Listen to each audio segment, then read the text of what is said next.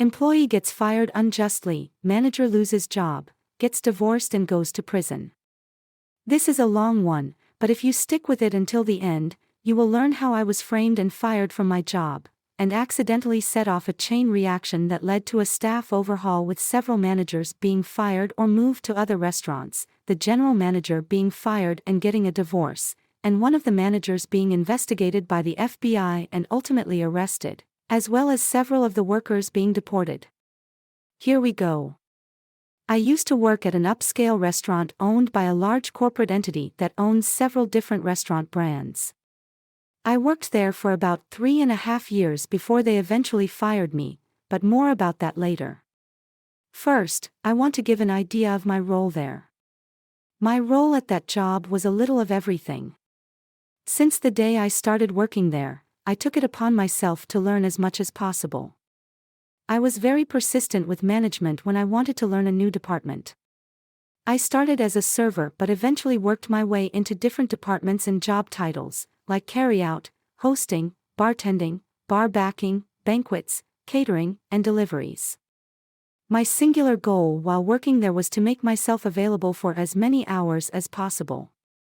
I was being paid about $12 an hour, though that fluctuated if I was working as a bartender or server and making tips.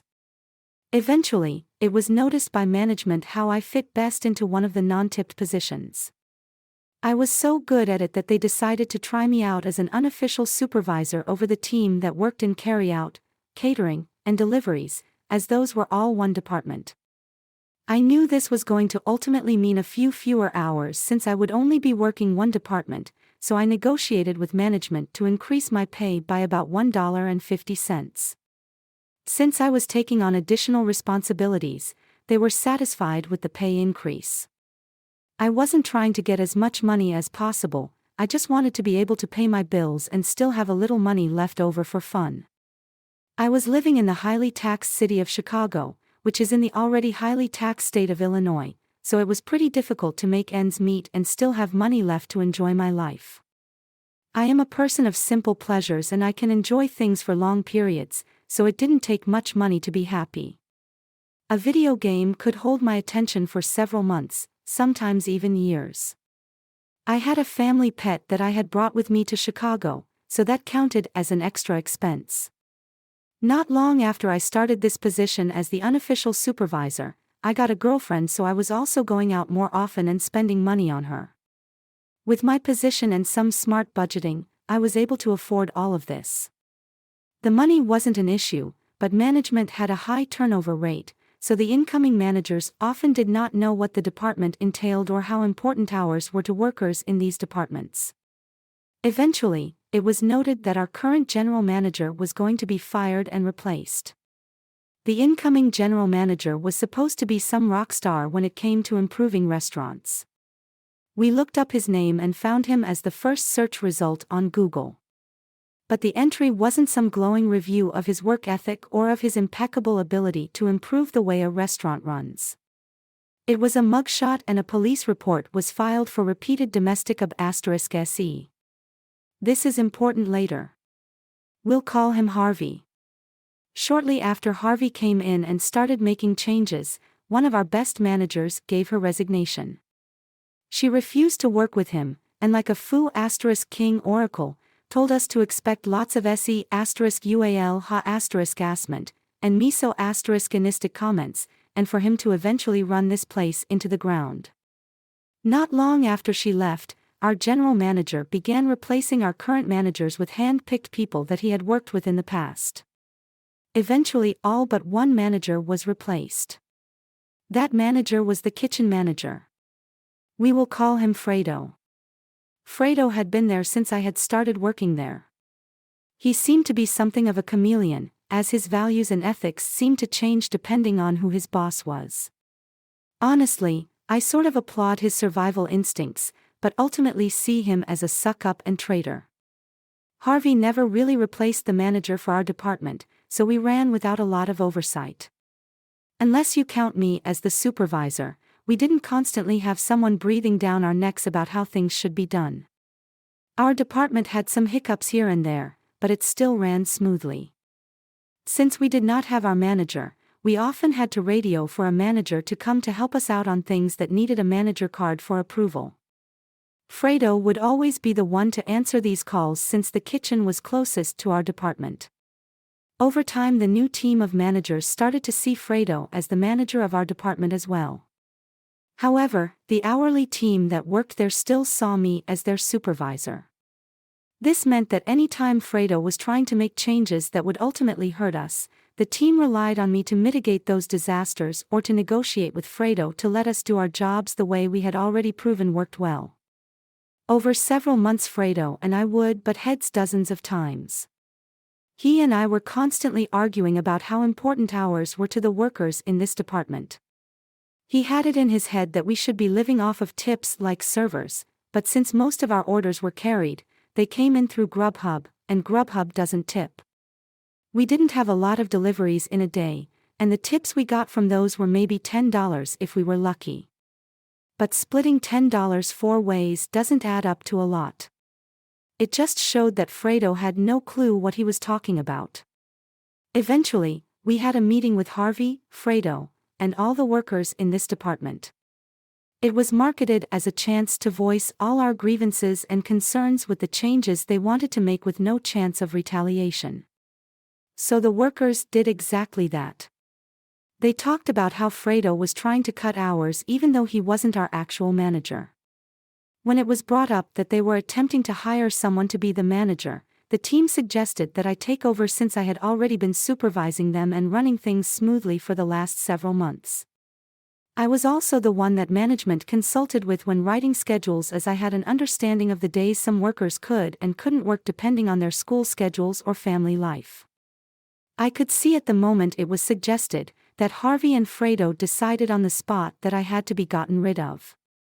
Although they didn't say it, I could see the look they gave each other and instinctively knew that my days at this place were numbered and my job was going to be getting the axe one way or another. They made a bunch of promises to us about not cutting hours. They told us that they would stop sending all but one person home early and only leaving one person to clean everything and close up by themselves, as this wasn't a small department and it was simply too much for one person to do alone while still meeting health and safety standards. They promised that whatever hours we were scheduled for, we would work. We weren't trying to be unreasonable, so we told them that we usually have 3 or 4 people scheduled to work in our department. They could cut 2 of them early, but we always needed at least 2 people here to help close properly. The promise was made that they would always have at least 2 closers. However, only about a week later, they started sending all but one person home early every night. One night they tried to do it while I was scheduled as the closer, and we had just returned from a massive catering event and there was an unbelievable amount of cleanup left to do for one person. When Fredo came in and tried to send everyone except me home, I stepped up and told him that he was consistently breaking the promise he had made to us during the meeting. He looked me square in the face and told me to stop complaining about it, and if I was going to keep trying to talk to him about him breaking his promises, he could easily find someone who could work my shifts. I quickly realized that this was an ass's *signation attempt on my job. He wanted me to press it further. So I backed off and started cleaning. I ended up having to stay way late, and that meant overtime pay anyway. I got a write-up for that since we aren't allowed to work overtime without a manager's approval. When I refused to sign the write-up, pointing out that I had tried to explain to Fredo that I wouldn't be able to clean up all that stuff alone before my scheduled shift ended, I was allowed to leave without signing the write-up, but only because the HR rep that was present at the time wasn't one of Harvey's cronies. Skip ahead to the day I was fired. It is important to note at this point that I always came to work an hour early. Since we lived in Chicago, food was expensive. However, at our job, we were allowed to have as much free soup and bread as we liked. So I would come into work 1 hour early every day so I could have some soup and bread for lunch before my shift. But on this day, when I walked into the kitchen to get myself some soup, one of the line cooks told me that he had a dish that had been canceled after he cooked it, and Fredo had told him to give it to someone. He assured me Fredo had already comped it and that it was free to take for whoever wanted it. It just so happened to be my favorite appetizer, so I happily took the free food. Not long after I got to my booth, both Harvey and Fredo approached me and asked me if I had put in a ticket for that food. I told them that the line cook had given it to me and said it was the cancelled order that Fredo had already comped. Fredo looked dumbfounded and said he had no idea what I was talking about. So Harvey told me, "I think you know that's theft. Go ahead and finish the food and then grab my stuff and go. That's the last meal you'll be having here." I tried to explain to them that I had been given this food by the line cook, but they refused to listen, so I offered to take them to the kitchen to clear it up with the cook. But by the time I had gone back to the kitchen with them to talk to the line cook, he had already gone home for the day. I had no choice but to gather my stuff, say my goodbyes, and head home. On my way out, I told the people working in my department that afternoon what had happened, exactly as it happened. They were shocked and angry, but mostly sad to see me go. I decided that on my way out, I would stop by the accounting office and pick up any tips that may have been dropped for me that week, just to make sure I didn't get screwed out of that money. Before heading down, I had the gut feeling to just set my phone to record, and I stuffed it into my pocket with the camera rolling. Although the video was entirely black since it was in my pocket, I did manage to get a pretty muffled recording of Harvey and Fredo's voices through the door, discussing how things had gone as planned, and that they had been trying to get rid of me ever since the meeting with my department. I knocked on the door and they hushed up before opening it. They asked what I was still doing there, and I asked for my tips. They gathered what was in the safe for me and handed it over.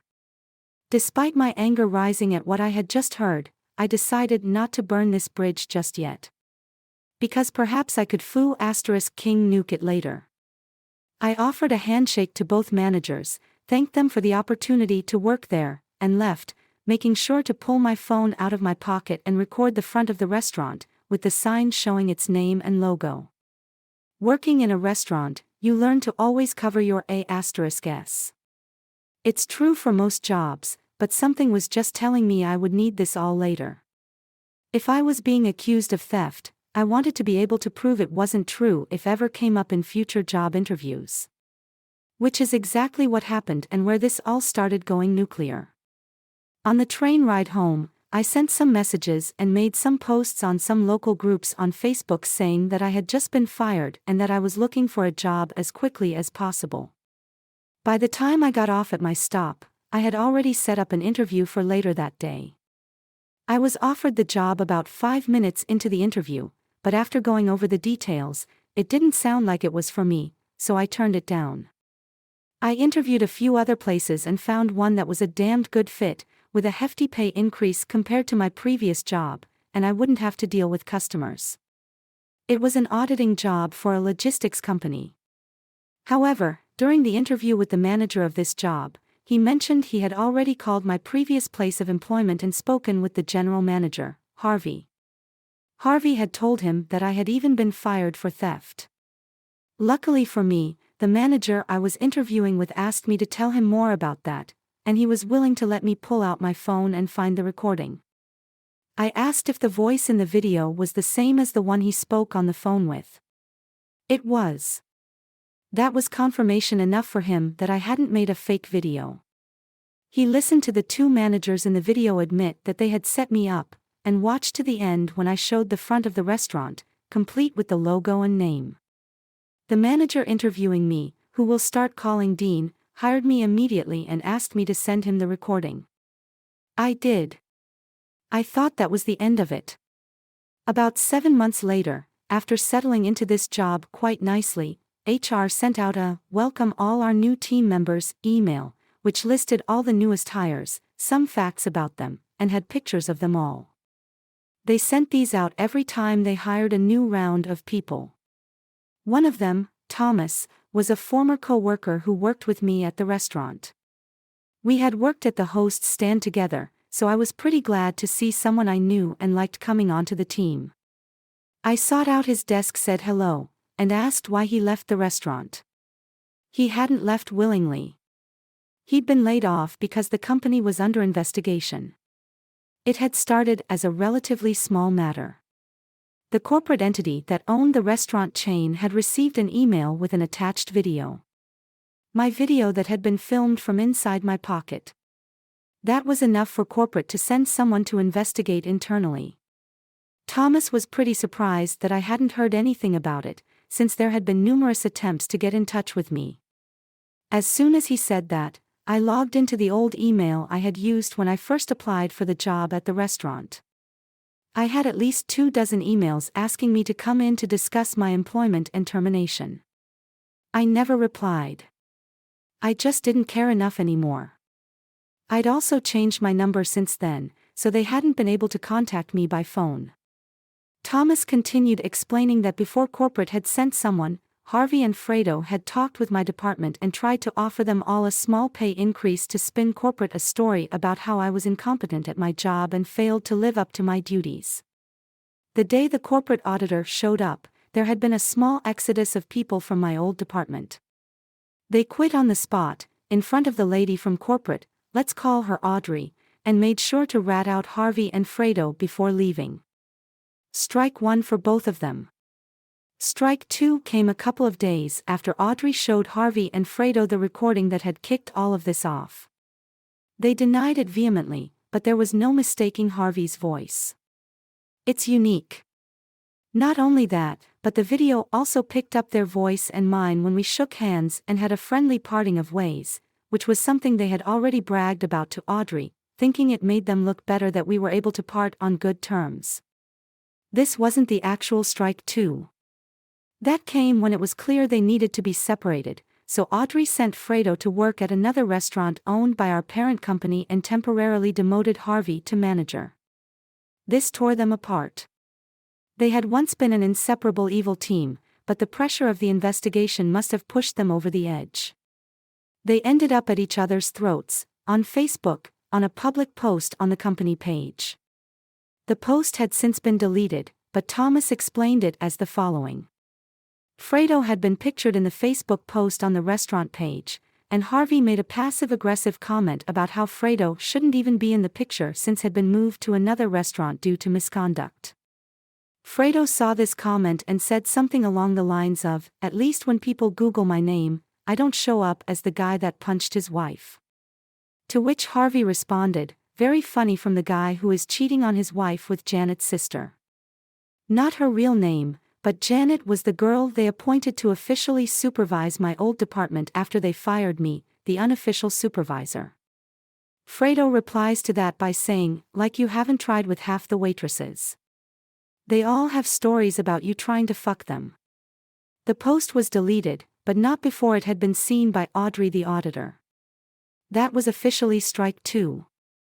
Strike three came the next day when Audrey started interviewing the female waitstaff and bartenders, seeing if any of them could confirm that Harvey had tried to make a move on them. All of them were interviewed separately, and several of them had similar stories.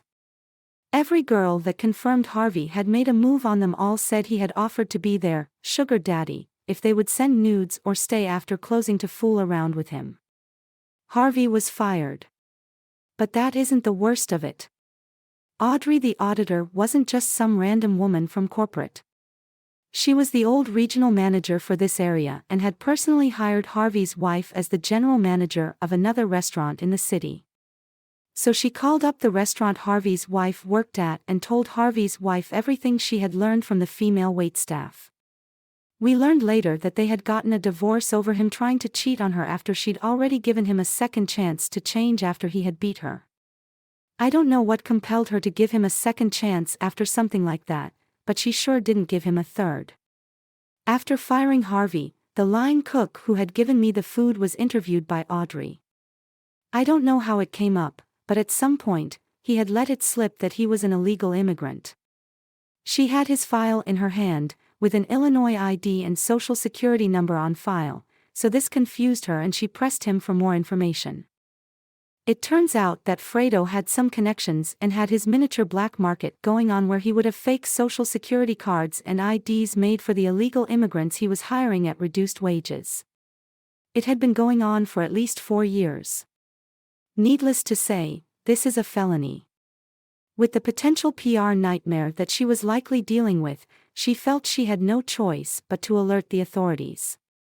Local PD enlisted the help of the FBI since some of the evidence led them beyond the jurisdiction of the local police. Fredo was arrested and quickly gave up the names of the people working with whom he had sold social security cards and IDs. I'm not sure if he gave up all of them, but he did name drop about 14 people, and of those 14, at least half were deported by the time Thomas had been let go. One of them was the line cook who had given me the food the day I was fired. Thomas went on to explain that it had all started with me being fired, but I never sent that recording to corporate. I'd only sent it to Dean when he hired me. I asked him about it, and he told me he had sent it to his wife since she was a lawyer. He wanted to see if I had a case to maybe sue my old job since what they had done was wrong. But he also remembered that when we had first talked about it, I had said I'm not the type of person who would try to make millions off an entire company because of the mistakes of two assholes. But I'd also said that it would be pretty sweet to see them lose their jobs too. So his wife had been the one that sent it to the legal team at the corporate HQ of my old restaurant job. My boss showed it to his wife, who forwarded it to the real head honchos of my old job. They were both just trying to get two SCU * bags fired for what they did to me, but ended up pulling a thread so long that it didn't end until there were SE *UAL Hara *SMENT accusations, revelations about managers cheating on their wives with girls related to people they had placed in positions of authority, a divorce, mass layoffs pending investigations, a staff overhaul, an FBI investigation into what could be considered black market dealings of falsified government-issued documents, and at least a half-dozen deportations and probably as many as 14. I don't know if this counts as nuclear revenge, as I didn't actively pursue it. But Thomas ended up showing me that even if it wasn't revenge, it was nuclear, and the crater it had left was massive.